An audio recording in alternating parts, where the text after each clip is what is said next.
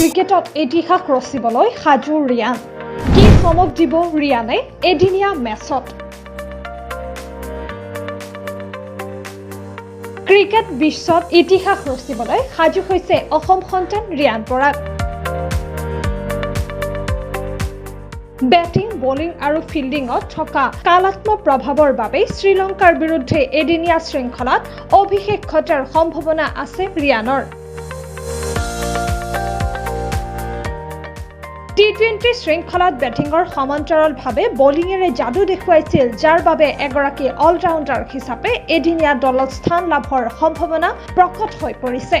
টি-20ৰ নিচিনাকৈ এদিনীয়াত অভিষেক ঘটোৱাৰ বাবে অধীৰ আগ্ৰহেৰে বাট চাইছে অসমৰ ক্ৰীড়া প্ৰেমীয়ে।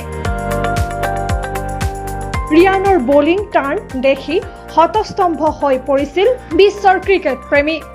শ্ৰীলংকাৰ বিৰুদ্ধে টি-20 মেচত বলিঙৰ দক্ষতা দেখুওৱাৰ বাবে মেন ইন ব্লুৰ পঞ্চমখন বলাৰ হিচাপে এদিনীয়াত স্থান পোৱাৰ পূৰ্ণ সম্ভাৱনা অসম সন্তান ৰিয়ান পৰাগৰ। তাৰ লগতে ৰিয়ানৰ আছে বেটিং বিক্ৰম। অসম্ভৱ কাম সম্ভৱ কৰি তুলিছে ৰিয়ানৰ বেটিং প্ৰদৰ্শনে। দলত অক্ষৰ পেটেল আৰু ৰিয়ান পৰাগৰ বাহিৰে নাই কোনো অলৰাউণ্ডাৰ। তাৰ বাবেও এদিনীয়াত স্থান লাভ কৰাৰ পূৰ্ণ সম্ভাৱনা ৰিয়ানৰ। ৰোহিত শৰ্মাৰ নেতৃত্বাধীন ভাৰতীয় দলত শুকুৰবাৰে অভিষেক ঘটোৱাৰ বিৰল মুহূৰ্ত চোৱাৰ বাবে এতিয়া অধিক অপেক্ষাৰত প্ৰাক্তন ক্ৰিকেটাৰসকল। বিৰাট কোহলি বা শ্ৰেয়াছ আয়াৰৰ নিচিনা তাৰকা ক্ৰিকেটাৰ থাকিলেও এদিনীয়াত ৰিয়ানে 4 নম্বৰত বেটিং কৰিলে সুবিধাজনক হ'ব বুলি মন্তব্য কৰিছে আবু নেছিমে। লগতে এই শৃংখলা ৰিয়ানৰ বাবে প্ৰত্যাহ্বানৰ হোৱাৰ কথা ক'লে প্ৰাক্তন ক্ৰিকেটাৰজনে।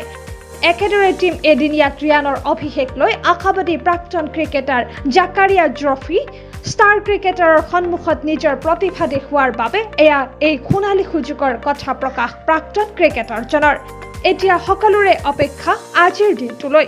যদি এদিনীয়াত অভিষেক ঘটায় টি-20 নিচিনাকৈ সমগ্ৰ দেশে দেখিবলৈ পাব ৰিয়ানৰ যাদু।